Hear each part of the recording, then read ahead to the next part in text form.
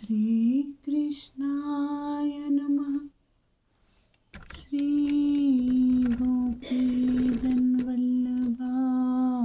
नमः। श्रीमदाचार्य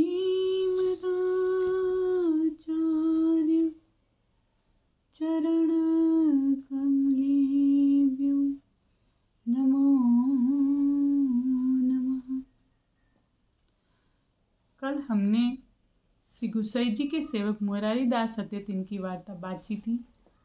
आज हम श्री गुसाई जी के सेवक गौड़ देश के निवासी नारायण दास पातशाह के दीवान हते तिनकी वार्ता बाची।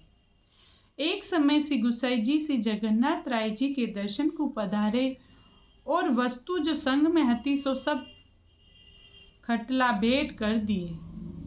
ये बात नारायण दास ने घर बैठे वाही क्षण जानी सो श्री जगन्नाथ राय जी ने जताई। जब नारायण दास ने दूसरो खटला तथा असवारी वैसी ही तैयार करके पठाई और मनुष्यन सु कई पुरुषोत्तम क्षेत्र के बाहर डेरा करो। जब श्री गुसाई जी पधारे तब खबर दीजियो। तब मनुष्य खटला लेके पुरुषोत्तम क्षेत्र सु बाहर जाए के डेरा किए। जब श्री गुसाई जी पधारे तब वह खटला में सामान धर के और सब बालक तथा बहू बेटी सहित नारायण दास के घर पधारे। जब नारायण दास ने श्री गुसाई जी को सर्व समर्पण मन सु करियो, मुख सु बोले नहीं। मन में ऐसी जानी जो बोलूंगो तो श्री गुसाई जी नाही करेंगे। ता पाछे जब श्री गुसाई जी श्री गोकुल पधारे तब नारायण दास ने मनुष्य के संग सब द्रव्य पठाए दिए। सो वे नारायण दास ऐसे कृपा पात्र भगवती हती। वार्ता प्रसंग 2। एक समय नारायण दास ने श्री गुसाई जी को विनती पत्र लिख के पठाए। जब श्री गुसाई जी गौड़ देश में पधारे, जब गांव बाहर नारायण दास जी श्री गुसाई जी को पधरावे आए, तब नारायण दास जी श्री गुसाई जी के चरणारविंद के दर्शन करत ही मूर्छा खाए गए और भगवत लीला के दर्शन भये हते तासु भगवत लीला में प्रवेश करने लागे। जब श्री गुसाई जी ने विचारियो जो हाल तो इनको यहाँ कारज बहुत करने हैं और हाल लीला में प्रवेश करवे को देरी है।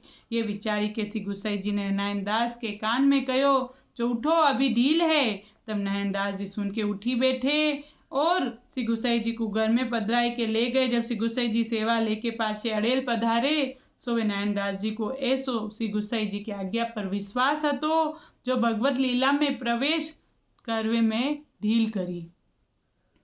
वार्ता प्रसंग 3। एक समय नारायण दास ने श्री गुसाई जी को पत्र लिखो जो मोकू सत्संग नहीं है। ये पत्र श्री गुसाई जी वाची के चाचा हरिवंश जी को आज्ञा करी जो तुम नारायण दास के पास जावो।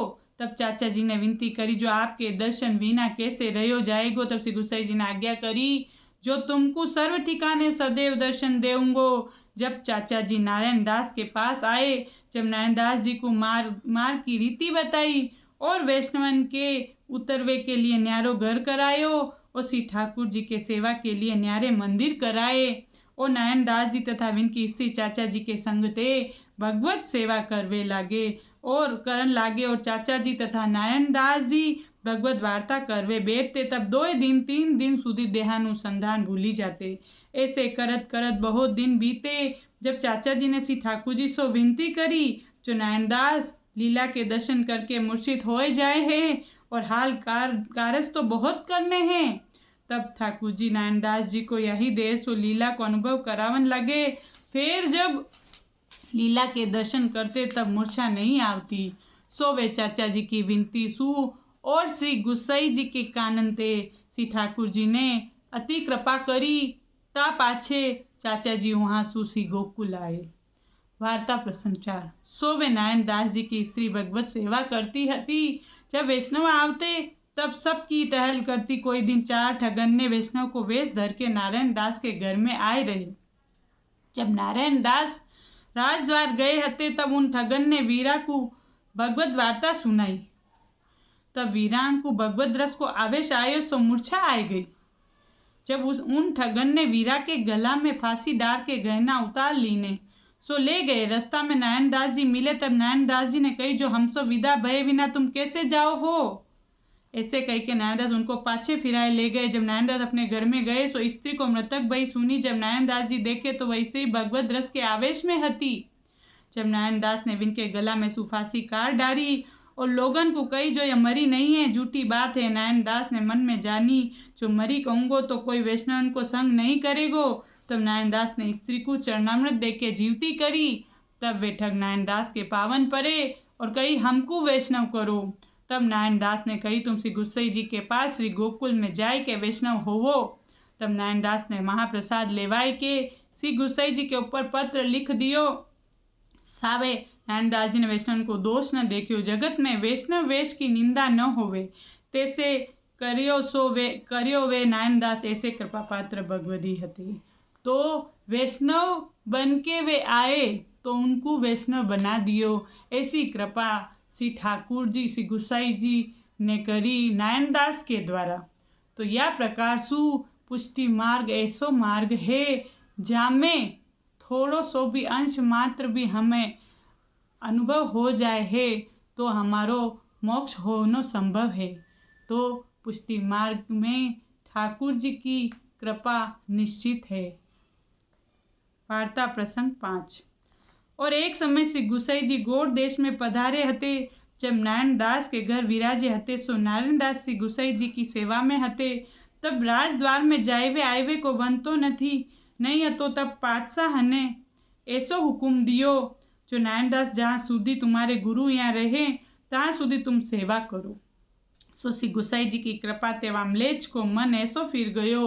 और एक दिन पातशाह ने कही जो नारायणदास हम तुम्हारे गुरु के दर्शन करेंगे, तब तुम हमारी आड़ी से विनती करो। जब नारायणदास जी आपको विनती करके पातशाह को घर ले गए और श्री गुसाई जी के दर्शन कराए और वर्ष के वर्ष पातशाह नारायणदास के घर जाते और नजराना लेते हते। सो वाही दिन नारायणदास ने पातशाह के आगे लाख रुपया धरे। जब पातशाह ने कही मैं नजराना लेवे नहीं आयो हूँ, दर्शन करवे को आयो हूँ, और ये द्रव्य अब तुम श्री गुसाई जी को भेंट करो और कोई दिन तुम्हारे पास अब नजराना नहीं लेऊंगो। और ये साक्षात कन्हैया लाल है, इनकी प्रसादी वस्तु कछु हमको चाहिए। जब श्री गुसाई जी ने प्रसादी ऊपर ना दियो तब वो ऊपर ना पातशाह सदैव माथे ऊपर बांधे रहते। और जब श्री गुसाई जी पधारवे को विचार करते तब नारायणदास को मूर्छा आई जाती। जब श्री गुसाई जी ने चाचा हरिवंश जी को कही जो तुम इनको सहयोग श्रृंगार रस को उपदेश करो और सहयोग की वार्ता सुनाओ और हम इनको नित्य दर्शन देवेंगे, और विप्रयोग की वार्ता इनको मत सुनाओ। सहयोग रस के अनुभव बिना भगवत सेवा नहीं होवे है। जब चाचा जी के संग तेव इनको सहयोग रस को अनुभव भयो और भगवत सेवा करने लागे और राजकार भार कुहू भगवत सेवा मानवे लगे। सो जितनी कृति संसार व्यवहार की हती सो वाकू भगवत सेवा मान के करते। सब ठिकाने उनको भगवत अनुसंधान स्फूर्त भयो। वे नारायणदास जी ऐसे कृपा पात्र भगवती थे। तो ऐसे वल्लभ की कृपा भई, श्री गुसाई जी की कृपा भई कि उनको सब जगह प्रभु के दर्शन होते और श्री गुसाई जी के अंदर पातशाह को कन्हैया के दर्शन भये। तो ऐसे भगवती वैष्णव हते नारायणदास जिनकी वार्ता कहाँ तई कहिए। वार्ता प्रसंग 6। एक दिन नारायणदास के घर श्री गोपीनाथ जी के बेटी जी सत्यभामा जी श्री जगन्नाथ राय जी के दर्शन करके पाछे आवते पधारे हते। सो नारायणदास को आग्रह देख के वहाँ कछुक दिन बिराजे। सो नारायणदास के घर के पास जेल खानो हतो। जेल खाना में जो लोग पातशाह को कर नहीं भर सकते हते सो बंदी खाना में पड़े हते।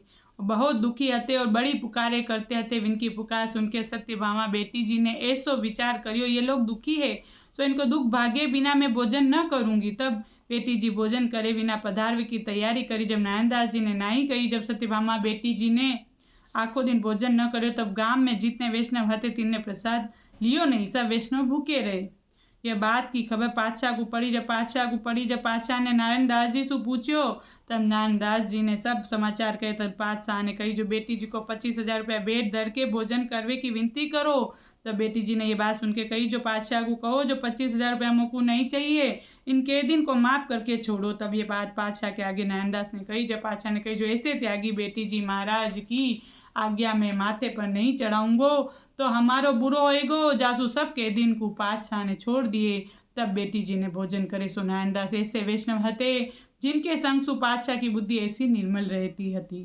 तो ऐसे भगवती कृपा पात्र वैष्णव हते नारायणदास। दिन की वार्ता कहाँ तई कहिए, और पातशाह उनकी आज्ञा को मानत हतो, तो ऐसे भगवती वैष्णव की वार्ता कहाँ तई कहिए। तो उनके वल्लभ कुल के जो बेटी जी हते उनकी बात हु पातशाह ने मानी। तो या प्रकार सु श्री वल्लभ और वल्लभ कुल के वंशज जो भी हमें गुरु आज्ञा करे वो बात हमें माननी चाहिए और उनके मार्ग पर चलना चाहिए। आप सभी से बहुत अनुरोध है कि ये वार्ता जी जो वृद्ध लोग हैं वे पढ़ नहीं सके हैं उनके लिए बाँच रही हूँ और YouTube पर डालती हूँ, जिससे कि जो नहीं पढ़ सकते हैं वह सुन के पुष्टि मार्ग में जो 252 वैष्णव की वार्ता है, वार्ता जी के जो भी है एक एक वार्ता जी रोज़ बाँच के सबको बाँच के सुनाऊंगी, जिससे कि हमारे जितने भी वृद्धजन हैं उनका लाभ ले सके। और सब ज़्यादा से ज़्यादा सब्सक्राइब करें, लाइक करें, शेयर करें। धन्यवाद।